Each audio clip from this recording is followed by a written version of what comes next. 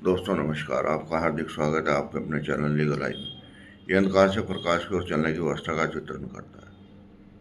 आज हम विचार करेंगे लॉ ऑफ प्रॉस्पेरिटी का जीवन में क्या महत्व है।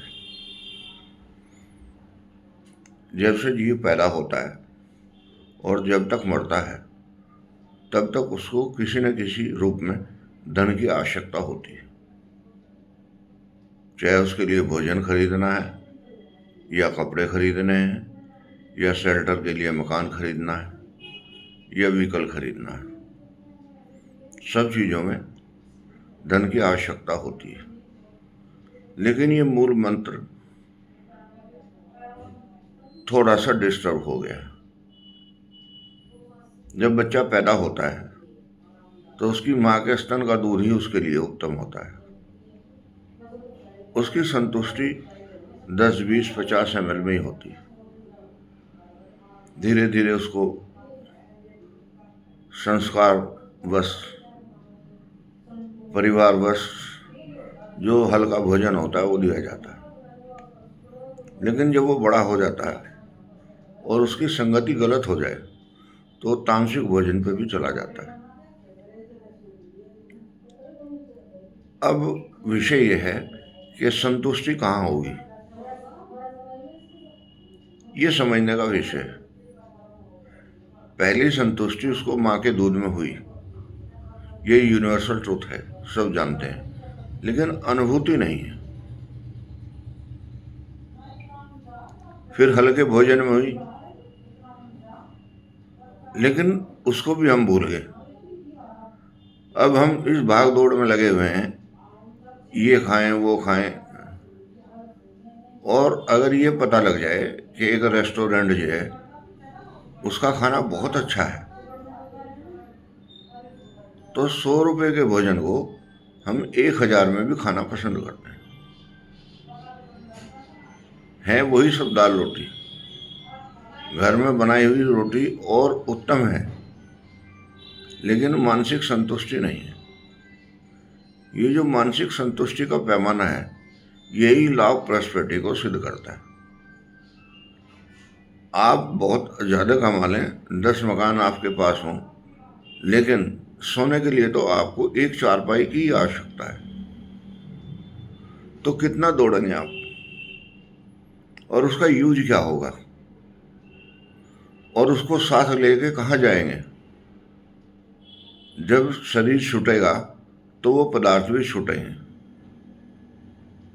इसलिए लॉ ऑफ प्रॉस्पेरिटी को समझना बहुत जरूरी है कि इसकी कितनी वैल्यू है।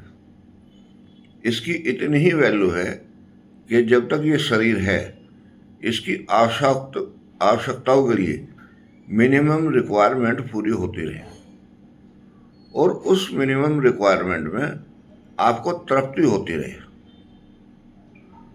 तृप्ति का पैमाना आदमी व्यक्ति विशेष के ऊपर डिपेंड करता है। एक आदमी एक दाल रोटी खा के तृप्त हो जाता है, दूसरा आदमी तामसिक भोजन में भी तृप्त नहीं होता। जबकि मानव जाति के लिए तामस का कोई स्थान ही नहीं है, मीट का कोई स्थान नहीं है, क्योंकि ये तामस भोजन है। लेकिन संतुष्टि नहीं होती। संतुष्टि मीट खाने से नहीं है, मन के अंदर जो पैरामीटर हैं उनसे संतुष्टि होती है। और वो पैरामीटर अगर आपके सुधर जाएं तो आपको हर चीज में संतुष्टि हो जाएगी, और जब संतुष्टि हो जाएगी तो आप अपने को सबसे धनवान समझेंगे। ये धनवान समझना और एहसास करना ही लॉ ऑफ प्रॉस्पेरिटी है। अदरवाइज तो ऐसे ऐसे लोग हो गए हैं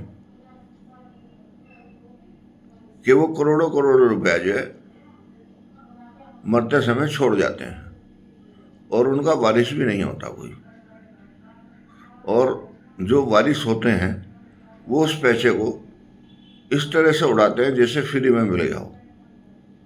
और क्योंकि मिला ही उनको फ्री में, पुरुषार्थ तो उन्होंने किया नहीं, तो वो गलत आदतों में भी पड़ जाते हैं। अब अगर उसका मूल्यांकन ऊपर से हम करें कि हमने कितनी मेहनत से कमाया और वो कैसे उड़ा रहे हैं, तो आपको दुख होगा। इसलिए दुख करें ही मत। मिनिमम आवश्यकताओं के लिए कमाएं और संतुष्ट हो जाएं, और इतने संतुष्ट हो जाएं कि हर काम करते समय आपको आनंद आ जाए। चाहे वो एक रोटी का टुकड़ा हो, उसमें आनंद लें, या एक कप चाय हो, उसका आनंद लें, या कोई दोस्त मिलना है उसके साथ आनंद लें सिर्फ आनंद।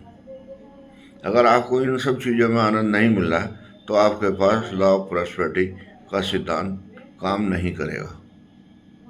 ये काम ही तब करता है जब आपके अंदर आनंद आना शुरू हो जाए, और जब आपको आनंद आना शुरू हो जाएगा तो आप निश्चित रूप से